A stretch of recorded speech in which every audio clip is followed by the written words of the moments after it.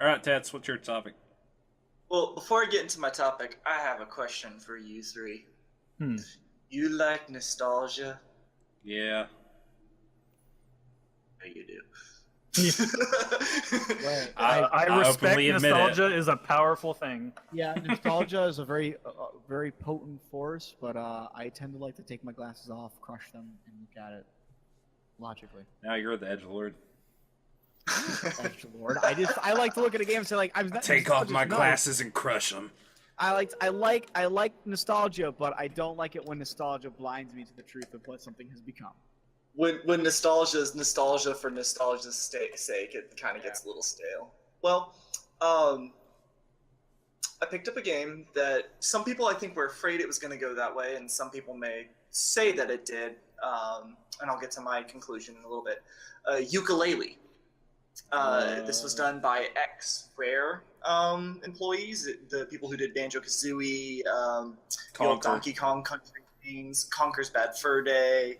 Oh, jeez. Do it. I was just saying, oh, jeez. Oh yeah, Grabbed by the Ghoulies. You know, all those games of the best Nintendo Rare 64 game, Diddy Kong 3D Racing. platform. Well, I mean, the studio was Rare, but I don't know if it was the same, like, that team. But It's not the same style of game. it's definitely much more similar of all of those examples to Banjo-Kazooie in the sense that you are playing two characters, Yooka and Laylee. Yooka is a chameleon, and Laylee is a bat who rides on Yuka's back. It has all the same I'm kind of hearing things. Banjo-Kazooie. Yeah. One of them is Smarmy. Yeah, one of them, the bat's smarmy, and Yuka's, I wouldn't say dumb necessarily, but overly Naive? trusting. Kind of, yeah. So it definitely plays off of that. I think that it's fun and it's enjoyable in and of being a 3D platformer, partially because, kind of going back to something we talked about a few weeks ago, or I guess now a few months ago, we don't see much of that genre these days. Said there were some aspects of the genre that they kept that they probably should have shaken off those shackles. Should have killed those sacred cows. Yeah. Made hamburgers. All of your interactions talking with people, it does the whole, just shows the head of the character. Yeah. And then the grunts of like Blah, blah, blah, blah, blah, blah, blah. Yeah, that whole thing, and Mumble. so that can get really annoying. And you can't skip them. You have to sit there. Like if you fail something, Oh you my have to God. talk to the NPC again to do it again. Can't skip it, and it could have gotten rid of those. It could have been done with, done. Yeah, without just that. just some tweaks to the UI. It's like you're driving too hard for the nostalgia angle when every single little thing goes just like old games. You can improve some quality of life stuff. But I feel like the graphics update was still enough to harken back, but still enough to also make you go, this is a pretty game, it's colorful, it's fun, it's playful, but it's also not old, it's not outdated. I think they did a good job of taking both of those and melding them together. It looks closer to like how you'd remember those old games without Exactly. actually looking at those old games. Exactly. It does a good job of Because your memory always upscales. Yes, and it does does a good job of bringing that aspect of the nostalgia forward. Similarly, the gameplay and the controls, because I remember again, like thinking back to Donkey Kong 64 for a particular example. I went back and played that not too long ago. Or crap. The camera angles drove me just bananas. I could not stand playing that. I had to put it away, and it's like I loved this game. I used to play this thing forever. What the heck? But I feel like job of still modeling those things that were fun back then without just being like paced and keeping those old, because again, you can move the camera freely, which is amazing. The way that it handles your jumping and your attacks and everything, you don't have those weird laggy delays. It's just much more fine-tuned and polished. As you said, it does a good job of modeling the mechanics based off of how you remember them and not how they actually were. It's interesting to hear you say that, because I watched a lot of reviews for the game when it was coming out, and that was a lot of people's biggest complaint was how clunky the controls felt. The controls do feel clunky if you compare them to most open world games, but again, the gameplay it is a different core game, and I feel like that's where a lot of those were kind of coming from. I don't know. As you said, the reviews were kind of negative. I pulled up Metacritic, and it has a Metascore of 68 and a user score of 6.1.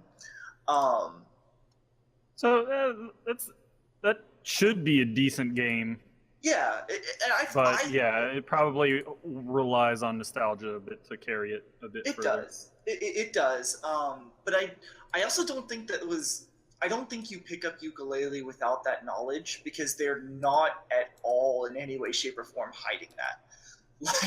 Like they have a lot of references. They have a lot of kind of breaking the fourth wall about what they're doing. They joke about, crowdfunding games. The big bad, pretty much is a caricature of AAA gaming as it is right now.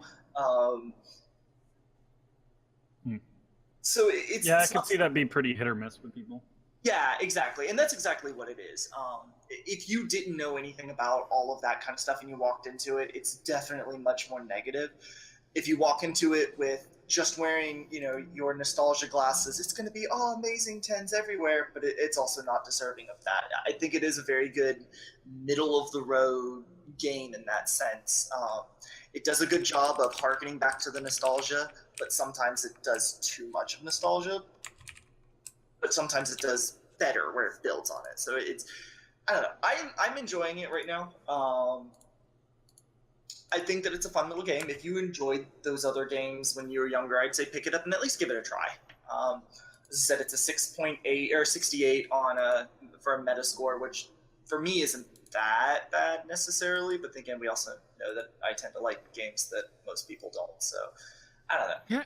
Take it what you will. Poor Tats. Or Tats. Hey, you get to enjoy more stuff. I don't hate most games. I guess is what it is. I just find fun in everything. How can you find fun in things that I hate, Tats? I find fun in your hate, man. I almost think the game's a little too colorful. Every time I've watched it, it almost makes me a little bit nauseous. And I can see that being a pick. It is very colorful. It is very I don't want to say childish exactly, but it's cartoony, I guess, in that regard. That's something that those games had. Yeah. Like even Conker's Bad Fur Day, which definitely wasn't a game that you gave to your 5-year-old to play, still had that element of whimsical coloring and characters.